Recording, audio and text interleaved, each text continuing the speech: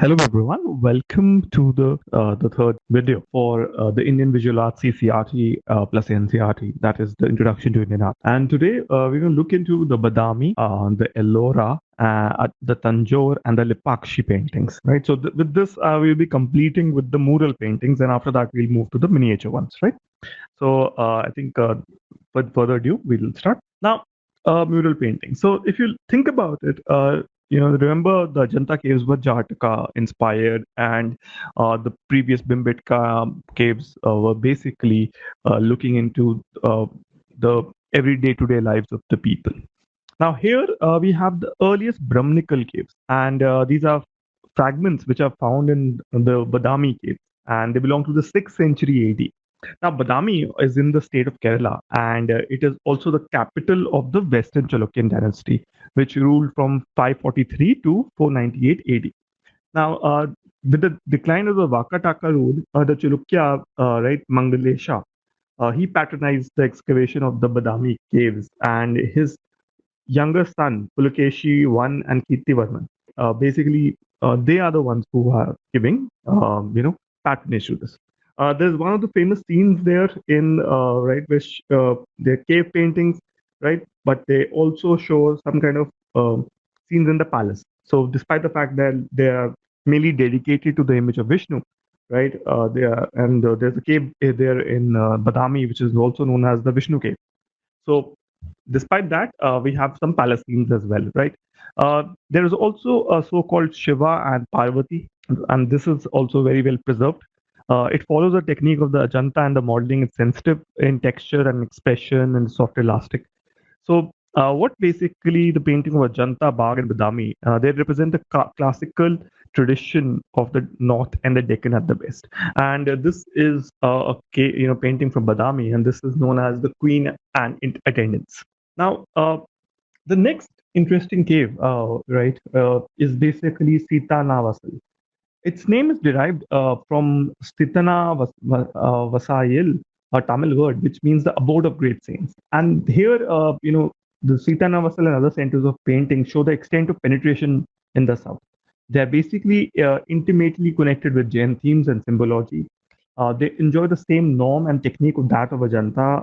The paintings are firmly drawn dark on light red background. The paintings are in the fresco secco technique with many mineral colors. There are many paintings with lotus ponds and lotus flowers. So look at these, right? And two dancing figures. There are buffaloes, there are elephants. There are a lot of animals in this. And also on the ceilings of the veranda, there is a large decorative scene of great beauty and a lotus pool, right? Elephant, buffalo, a young man plucking flowers, etc. Now this is the same image. This image, I think in the real terms is this, right? And you can see him, right? Jayant Tirthankar, most probably looking at the flowers and trying to pluck them. Now, these actually basically were done when the Pandyas rose to power, right? And there is also the Tirumalaipuram caves, right? There, and there's also fragmentic, caves which are also there. There's also scenes of celestial nymphs dancing here, right? So that's also another one of the themes. Then let's talk about the Ajanta cave paintings. They're very so if you remember, Ajanta and Ellora also have a lot of sculptures, and we'll do that those sculptures in detail when we get to them. But the paintings Ellora, right? There are a number of remember Hindu, Buddhist, and Jain temples excavated from the living rock. And remember, the most famous, normally the question comes is on the Kailasnath temple, which is a freestanding structure, right, which was cut from a single rock. There are several fragments of the painting on the ceilings of different parts of these temples, and some of them actually are Jain in origin. The composition of paintings at Ellora is measured out in rectangular panels with thick borders. They have been conceived within the given frame limits of frame that hold the paintings. There is a sense of space though, which doesn't exist at Ellora, right? It is too congested, I would say, right? In Ajanta, you would find the Jataka, paintings covering the whole wall. That that expansiveness is not there in Ellora, I would say. So, as far as the style is concerned, right, Ellora is a departure from the classical norm from the Ajanta. Of course, there is a classical tradition of modeling of the mask and a rounded soft outline, and there is illusion of coming forward from depth. That is not ignored, right? As you can see, there's still ceiling paintings like these. But the most important characteristic of Ellora are the sharp twist of the head, painted angular bends of the arm, the concave curve of those limbs, the sharp projected nose, and the long drawn open eyes. And these, basically, if you think about them, can be seen to be in the medieval characteristics of Indian paintings. There's a flying figure in Clave 32 at Ajanta, and it belongs to mid 9th century AD. There are examples of swift movement through the clouds here. Both the characteristics, the round plasticity of Ajanta modeling of classical periods on the face and the angular bend of arms tendencies are well marked here. So remember, so in comparison to the Ajanta, which is basically a our painting from the ancient times, Ellora perhaps was in the transitional phase. Now, the next obviously is the Tanjore, right? And these are wall paintings from Tanjore, Tamil Nadu, and the dancing figures from Rajarajeshwara temple of Tanjore, belonging to the 11th century, are beautiful examples of the medieval paintings. Remember the fact that these obviously reached its zenith during the 11th century. The temples of Brihadeswara, Tanjavur, Kangai, Konda, Cholapuram, and Darasuram were built during the reigns of Rajaraja Chola and Rajendra Chola. And there are also important paintings which are seen in Narthamalai, right? And it's only after the 16th century, right, when we saw that, what happened was that in the Nayaka period, they had actually painted over these paintings. So those were not seen, and after they were unveiled afterwards. There are obviously narrations with related to Lord Shiva, Shiva and Kailash, Shiva as Tripurantanka, Shiva as Nataraja, and there were portraits of Raja Raja and his mentor Kuruvara. I think this is one of the paintings. I'm not sure. Yeah, this is one. Okay, so we talked about the fact that there's another example of a dancing girl from Behadeshwar temple belonging to the same period. And this is also a representation of swift movement and twisted form.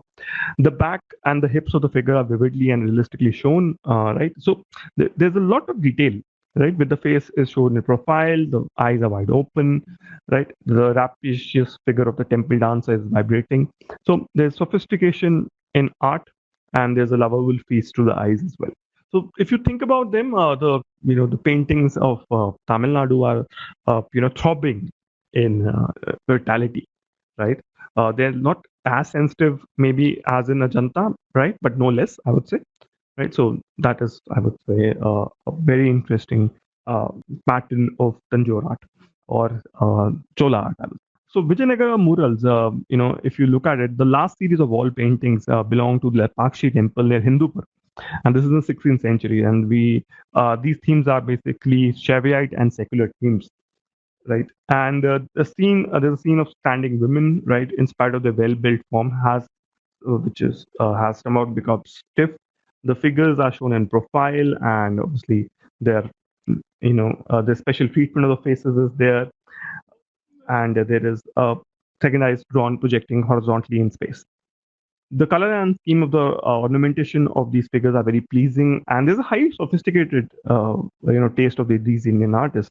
I would say these have some kind of Mughal influence, right? Or at least but if you think about it, they're much better than what would we see in terms of comparing them paintings from the previous era, right? Vijayanagar painters evolved a pictorial language where faces are shown in profile and figures and objects have two-dimensionality. Lines become fluid, but compositions appear in linear compartments. These stylistic conventions of the preceding century were adopted by various other people, and Nayaka paintings basically are just inspired by them if you think about them. There is also the boar hunt from the same temple, right? That is in the Hindupur, Lepakshi temple. There's also two-dimensionality in paintings, which is characteristic of the medieval painting, right? Which is on palm leaf or paper. So this was a decline in some ways, because remember, there's a 3D, feeling to Ajanta, but that is not the case because miniaturization has started to happen, and there's a very strong, school of miniaturization This art continued to the 18th and 19th century, though on a limited scale, right? And miniaturization, as we talked about, from the 11th century onwards, on palm leaves paper became easier and economical. And some of the paintings of the declining period, Harun, the Prince of Travancore in Kerala, in the Palace of Jaipur, and the Rangmal Mahal of Chamba Palace in Himachal. And remember, Rang Mahal of Chamba, we'll go into them a lot more detail in the 19th century. Besides this, if I think about it, Kerala murals are something which have a different style and technique of their own. They did adopt stylistic elements from Nayaka and Vijayanagar school, and paintings obviously took clues from temporary, the traditions of Kathakali, Kalam, Esdusu. They basically have very vibrant colors, right, as you can see here, and they represent the human being in three dimensionality. This is different, right, from what Lepakshi was. Most of these paintings are seen on the walls of shrines and cloister walls of temples, and some inside palaces. Thematically, these paintings also stand up apart. Narrations are from Hindu mythology, which were popular in Kerala. And the artist seems to have derived sources from oral traditions and local versions of the Ramayana and the Mahabharata. There have been more than 60 sites. There's a Dutch palace in Kochi. There is the Krishnapuram Palace in Kayamkulam. There is Padnapuram Palace. Among these sites, one we can see that there is a mature phase of Kerala mural painting, right? And there's various temples in Kerala where this is there. Now, even today, remember, we obviously see that mural paintings are there on the interior walls of houses or havelis, and they're very prevalent. And these paintings are actually made by women during the time of ceremonies and to decorate the walls. And also, there are some murals such as Pithoro in Rajasthan and Gujarat. There is Mithila painting in Bihar. There is Valli painting in Maharashtra. So, be it Odisha, Bengal, Madhya Pradesh, or Chhattisgarh, mural paintings still are a part of the day-to-day lives of the people. Thank you so much for listening. Right here we have, please do subscribe and like. Write an email to us if you have any questions. Do visit our website. Thank you so much for listening.